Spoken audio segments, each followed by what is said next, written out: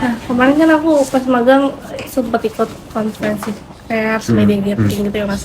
Nah, selain itu bentuk kegiatan media relation boleh nggak dijelasin apa aja? Siaran pers itu termasuk kan bentuk media relations, kemudian media gathering ya tadi udah, terus press tour misalnya kita mengunjungi site-nya PLN itu untuk liputan misalnya ke PLTP Kamojang gitu untuk lihat EBT itu seperti apa, atau media visit kita yang datang ke tempat medianya itu kita datengin biasanya one on one. Kemudian kalau misalnya ada ini ada ya tadi media visit kita datang ke media, kalau press tour kita yang ajak media ke lokasi kita. Oh iya ya, pertemuan-pertemuan dengan media gitu hampir setiap bulan kita lakuin sih, kayak one on one ya dengan media itu baik di tingkat tim red, kemudian di tingkat redaktur, di tingkat reporter itu kita lakukan semua. Jadi nggak cuma di reporter atau nggak cuma di tim red, tapi di seluruh lapisan struktur media itu kita jagain juga, kita lakukan juga relations ya. Kalau press briefing, Ya press briefing juga, jadi kalau press briefing tuh gini, kita mau meluncurkan apa atau kita akan ada isu apa, kita akan ada program strategis apa, sebelum itu dikeluarkan ke rekan-rekan, misalnya sebelum itu dipublikasikan secara massal, kita brief dulu teman-teman media supaya mereka satu frekuensi gitu. Nah, itu kita lakukan juga. Misalnya nih akan ada kenaikan tarif listrik misalnya, kita biasa lakukan press briefing. Kenapa? Kita kasih informasi dulu nih ke teman-teman media, kenapa sih tarif listrik itu harus naik gitu, kenapa nggak tetap dijaga aja. Misalnya ada, oh ternyata harga minyak dunia naik atau kurs dolar naik gitu kan, jadi itu berdampak ke PLN. Nah ini harus diedukasi dulu wartawannya, sebelum wartawan menyampaikan ke masyarakat mereka harus diedukasi dulu.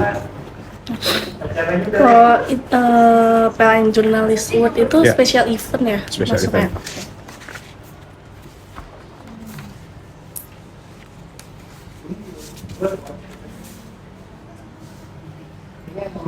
Nah, dari segala upaya media relation itu dampaknya gimana sih ke citra PLN?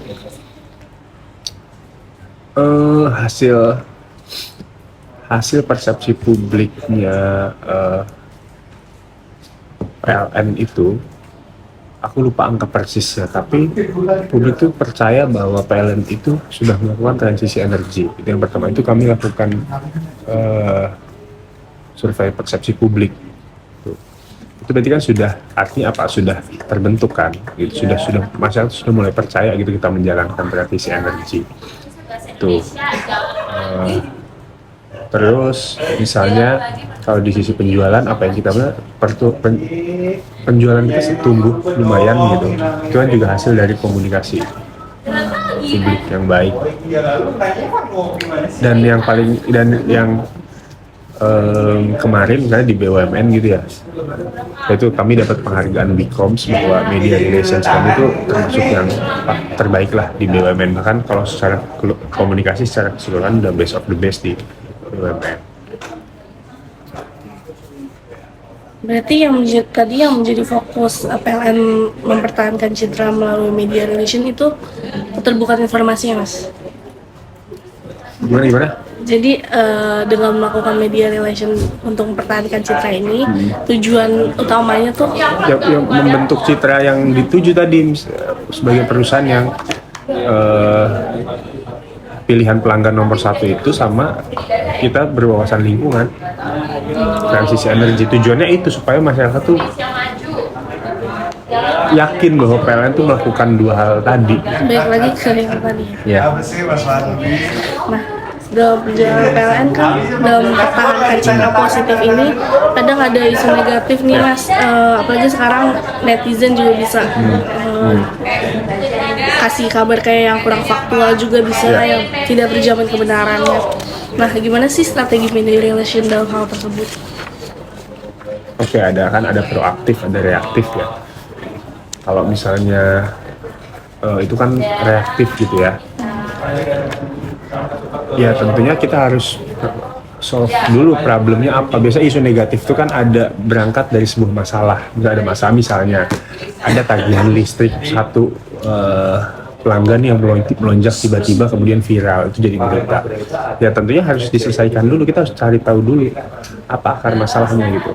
Komunikasi kan nggak menyelesaikan begitu aja masalah gitu. Dalam media relations ya, media relations kan itu hanya cara kita menyampaikan pesan, tapi problem ini harus kita tangani dulu gitu.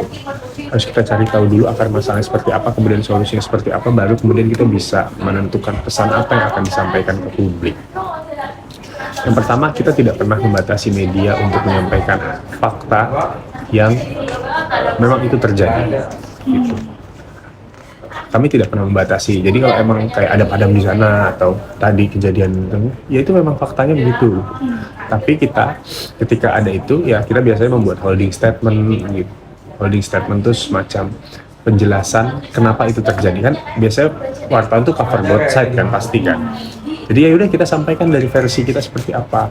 Kalau itu eskalator lebih tinggi lagi gitu dampaknya, biasanya kita kumpulkan teman-teman media, kita edukasi kenapa itu bisa terjadi. Atau misalnya itu press briefing juga bisa dilakukan gitu. Itu sih. Itu aja sih mas. Udah? Udah. Oke.